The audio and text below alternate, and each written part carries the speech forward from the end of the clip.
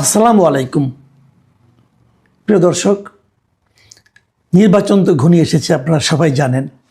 এখন নির্বাচনে কে কি করেছে না করেছে, কার কি করা উচিত না উচিত, এগুলো নিয়ে আলোচনার সময় আর নাই। সবাই তো যার যার মতো কাজ করছে, মানুষের কাছে যাচ্ছে, মানুষের কাছে ভোট চাচ্ছে। কারো কারো বডি ল্যাঙ্গুয়েজে নানা ধরনের আত্মবিশ্বাস ফুটে উঠছে, কেউ কেউ কথার ফুলঝুরি ছোটাচ্ছে, নানা কিছু হচ্ছে। এর মধ্যে শেষ বেলায় এসে নানা ধরনের প্রিডিকশনও হচ্ছে, মানে ভবিষ্যৎবাণী বলতে পারেন, অথবা কে কেমন মনে করছে, কে কয়টা জিততে পারে, এগুলো নিয়েও নানা আলোচনা চলছে। আমি নিজেও একাধিক প্রিডিকশন করার চেষ্টা করেছি, এবং এটা একটা খেলার মতো অনেকটা, এর উপর নির্ভর করবেন না। বাট আমি নিজে, আমার সঙ্গে বিভিন্ন জেলা পর্যায়ে লোকজনের সঙ্গে কথা হয়, আমি নিজে থেকেও কিছু কথা বলেছি, আরও কিছু কথা বলবো। আমি এই নির্বাচনের আগে আগে হয়তো আরও একবার এই ধরনের একটা প্রিডিকশন দেব। হাতে তো আছে আর দুদিন মাত্র। তো আজকে আমি হাতে কিছু পেয়েছি। আমাকে বেশ কিছু সরকারি সংস্থার কাছ থেকে কিছু আমি প্রেডিকশন পেয়েছি, সেগুলো দিয়ে আমি কিছু কথা বলবো। আবার ধরেন একটা জাতীয় দৈনিক, তারাও তাদের বিভিন্ন জেলা প্রতিনিধিদের দিয়ে একটা জরিপ একটা ধারণা পাওয়ার চেষ্টা করেছে যে কোন দলে কতটা জিতবে। তো কি পেলাম আমরা? দেখুন, আমি সরকারি সংস্থার যে জরিপগুলো যা পেয়েছে, যে ধারণাটা পেয়েছে, সেটা আপনাদের একটু বলি। তারা বলছে যে এই ৩০০টা আসন তো হবে না, ২৯৮টা আসনে ইলেকশন হচ্ছে, দুটো তো বাদ আছে। এই ২৯৮টা আসনের মধ্যে তাদের বিবেচনায় বিএনপি জিতবে ১৫০টা, জামাত জোট, বিএনপি হবে, জোট না খেলে বিএনপি এককভাবে জিতবে ১৫০টা আসনে, জামাত জোট জিতবে ৭০টা আসনে, স্বতন্ত্র জিতবে ৫৫ জন। এটা কিন্তু একটা সিগনিফিকেন্ট। স্বতন্ত্র তারা কেন ৫৫ জন বলল? আপনাদের মনে আছে নিশ্চয়ই যে বিএনপির কিন্তু বিদ্রোহী প্রার্থী আছে ৭৯ জন। এই ৭৯ জন প্রার্থী যারা আছে বিদ্রোহী, এদের মধ্যে আমার হিসাবে, আমি যতটুকু হিসাব করে দেখেছি, প্রায় ধরেন আপনার ৪২ থেকে ৪৫ জন এরা খুবই স্ট্রং ক্যান্ডিডেট। এরা হয় নিজেরা জিতবে অথবা অন্য কাউকে জেতাবে। যদি নিজে জিততে নাও পারে, বিএনপির ভোট তারা এতটাই কাটবে যে ওখান থেকে হয়তো জামাত অথবা অন্য কেউ বেরিয়ে যাবে। বিএনপি এই যে তাদেরকে নিয়ন্ত্রণ করতে পারে না, এই ৭৯ জনকে নিয়ন্ত্রণ করতে পারে না, আমি মনে করি এটা বিএনপির একটা বড় রাজনৈতিক ব্যর্থতা। তারা এমন লোককে নিয়ে রাজনীতি করেছে যারা দলের স্বার্থকে ইগনোর করেছে। এমন লোককে নিয়ে করে তারা দলের স্বার্থটা বুঝে নাই, মানতে চায় না, দলকে অসম্মান করেছে এই লোকগুলো। তো এত লোক নিয়ে বিএনপি রাজনীতি করতো কিভাবে? এটা আমার কাছে একটা রহস্য লাগে। আপনি নিশ্চিত থাকেন যারা বিদ্রোহী হয়েছে এদের অনেকেই এই দলের কেন্দ্রীয় অনেক নেতার সঙ্গে সুসম্পর্ক এখনো বজায় রাখছে, এবং ওখান থেকে এমন আশ্বাসও তারা পেয়েছে যে তারা নির্বাচিত হলে তাদেরকে আবার দলে ফেরত নেওয়া হবে, এবং এটা হবে। এই হলো এই ধরনের দলের। আওয়ামী লীগ, বিএনপিতে এটা অতীতেও বহুবার হয়েছে। এবারই গত ২৪-এর যে অগাস্টের পর বিএনপি যাদেরকে কয়েকজন খুব বহিষ্কার করলো না, এই বহিষ্কারের কিন্তু শেষ দিকে, এই গত নভেম্বরের দিকে এসে কিন্তু অনেকেই পাইকারি হারে আবার কিন্তু বিএনপি ফেরত নিয়েছিল। আমি তখন বলেছিলাম যে এই পাইকারি ফেরত নেওয়াটা কেন ইলেকশনের আগে? এতে কিন্তু মানুষের কাছে একটা ভুল মেসেজ যাচ্ছে। পরে অবশ্য থেমেছিল, এবং আমি নিশ্চিত নির্বাচনের শেষ হওয়ার পর আবার পাইকারি হারে ফেরত নেওয়া শুরু হয়ে যাবে। এটা যদি শুরু হয় তাহলে আগামী নির্বাচনে আবার তাদের একই সমস্যায় পড়তে হবে। এবং আমি এটাও মনে করি এই যে ৭৯ জন বিদ্রোহী প্রার্থী, এটাই বিএনপির জন্য একটা বড় ক্ষতির কারণ হয়ে দাঁড়াবে আগামী নির্বাচনে। যাই হোক, আমি সেই সরকারি যে সংস্থাগুলো যাদের হিসাবটা পেয়েছি সেখান থেকে আমি হিসাবটা বলছি। তারা বলছে যে স্বতন্ত্র ৫৫ জনের মতো পাশ করে যাবে। তাদের হিসেবে জাতীয় পার্টি পাশ করবে ১০-১২টা, কয়টা হবে অ্যাকুরেট না, ১০-১২টা তারা জাতীয় পার্টি।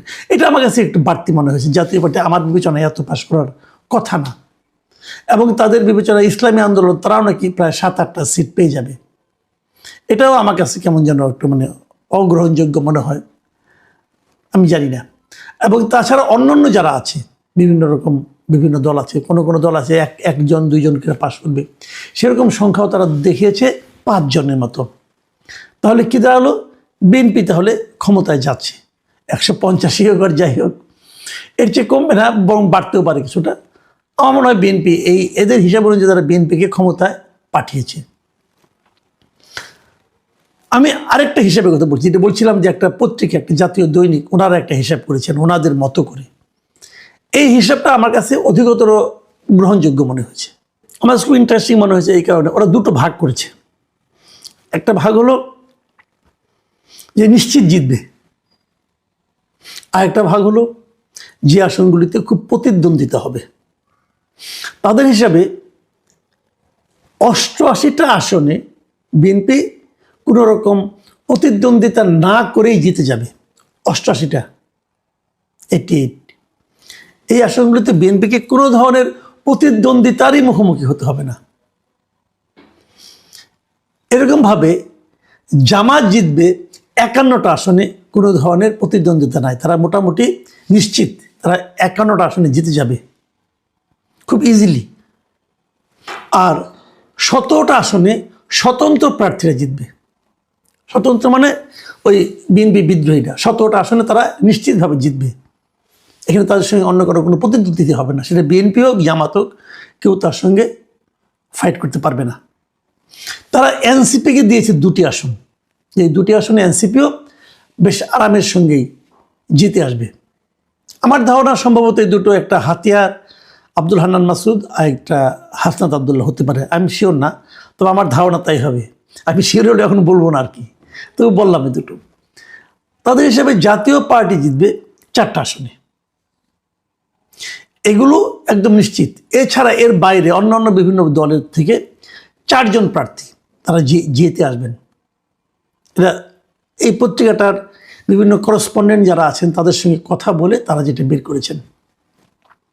আমার ধারণা আরও অনেক পত্রিকা কাজ করছেন, যদি এটা মিলে যায় আমি নির্বাচনের পরে পত্রিকাটার নামও বলবো আপনাদেরকে।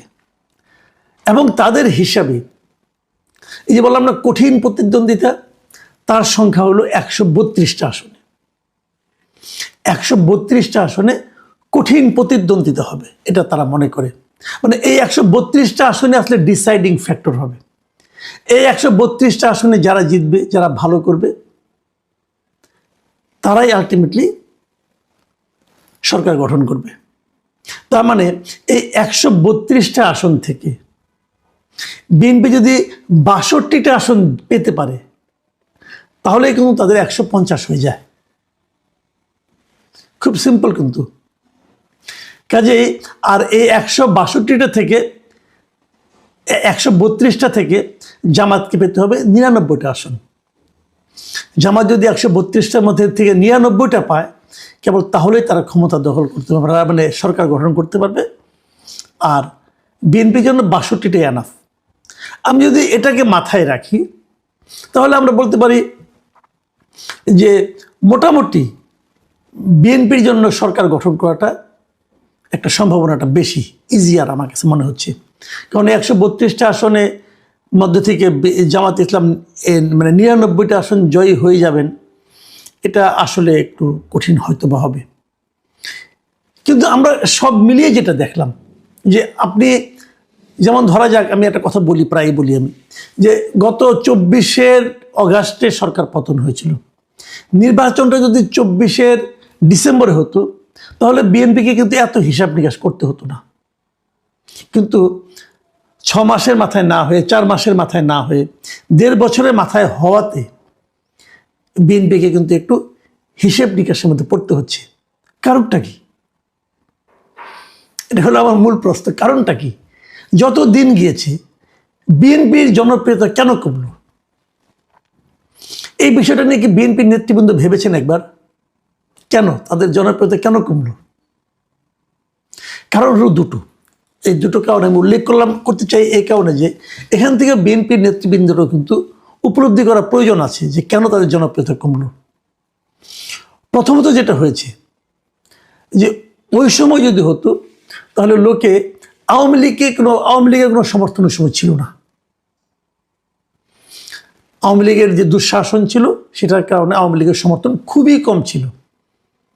কিন্তু পরবর্তী সময়ে ডক্টর ইউনূসের যে অন্তর্বর্তী সরকার, এদের যে দুঃশাসন বলেন, কুশাসন বলেন, এবং এদের মধ্যে অনেক লুটপাটও হয়েছে, এদের কারণে যত মানুষ কষ্ট করেছে, যত ডক্টর ইউনূসের সমালোচনা বেড়েছে, তত কিন্তু মানুষ ইউনূসের সরকারের সঙ্গে তুলনা করেছে আগের সরকারকে, বিএনপি সরকারকে না। কারণ বিএনপি সরকারকে তো অনেকে দেখেই নাই।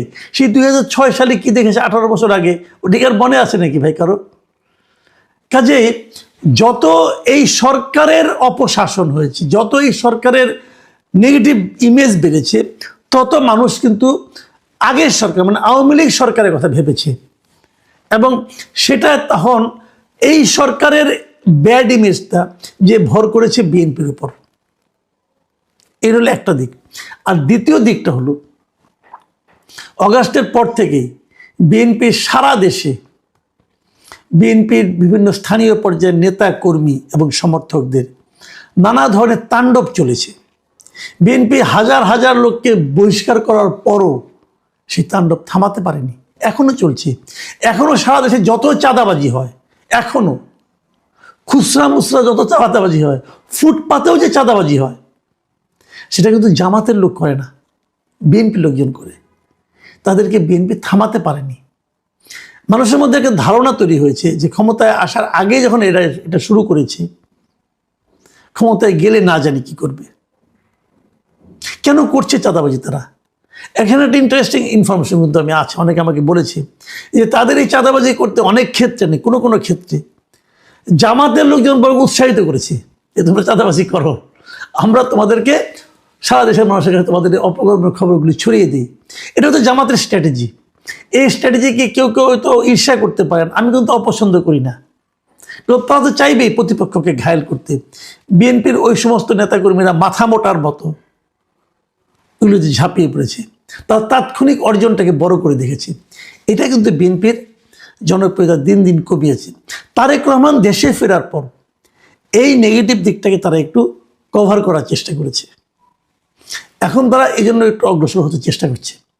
বিপরীত দিকে আর একটা কথা বলি, এই যে বিএনপির যে বিদ্রোহী প্রার্থী